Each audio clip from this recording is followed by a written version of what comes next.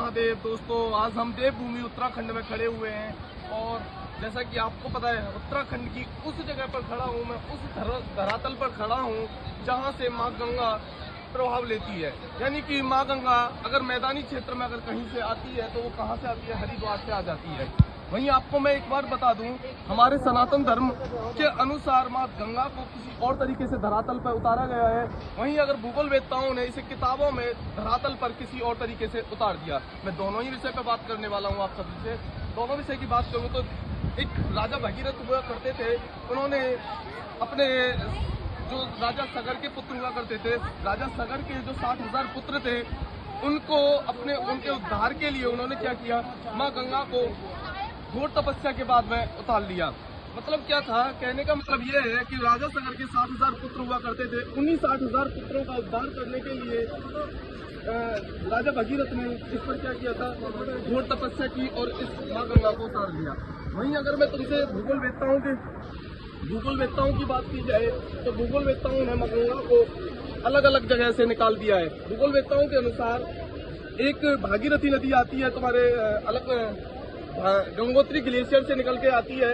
वहीं अलकनंदा नदी निकल के आती है तुम्हारी सतोपंथ ग्लेशियर से। दोनों की दोनों पहाड़ी क्षेत्र से निकल के आती हैं, अर्थात ऋषिकेश से ऊपर से आती हैं। और दोनों नदियों की विशेषता ये है कि दोनों नदियां आकर के एक देवप्रयाग जगह पर आकर के मिल जाती है और वहीं से इन्हें माँ गंगा का नाम दे दिया जाता है। गंगा का नाम दे दिया जाता है जब देवप्रयाग पर अलकनंदा और भागीरथी दोनों नदियां एक साथ मिलती हैं, दोनों नदियों को वहां से गंगा का नाम दे दिया जाता है।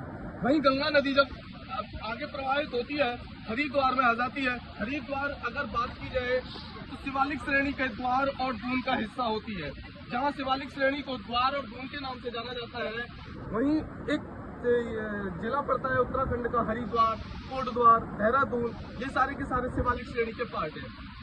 इस मैदानी क्षेत्र में ये हरिद्वार तुम्हारा क्षेत्र पड़ता है और अगर मैदानी क्षेत्र में आ जाता है तो कहने का मतलब ये है कि इस मैदानी क्षेत्र में आने के बाद में गंगा माँ मैदानी क्षेत्र में प्रभावित हो जाती है।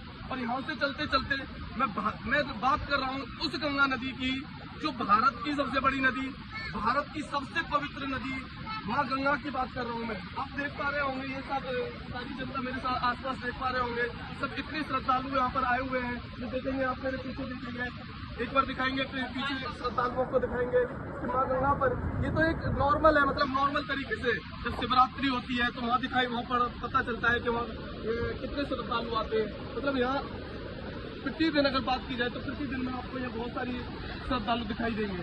ये पर डे का सीन है, ये पर डे का, ऐसा नहीं है कि ये कुछ अलग से दिखाई देती है। तो यहीं से हमारी क्या होती है, माँ गंगा धरातल पे आ जाती है। धरातल पर बोले तो मैदानी क्षेत्र में आ जाती है, लेकिन जगह जगह पर अलग अलग विशेषताएं बताई गई है। सनातन धर्म के अनुसार अलग बताया गया है, भूगोल वेत्ताओं ने अलग अलग बताया है। इसी के साथ मैं आगे भी आपको जोड़ता रहूंगा माँ गंगा पर। नमस्कार।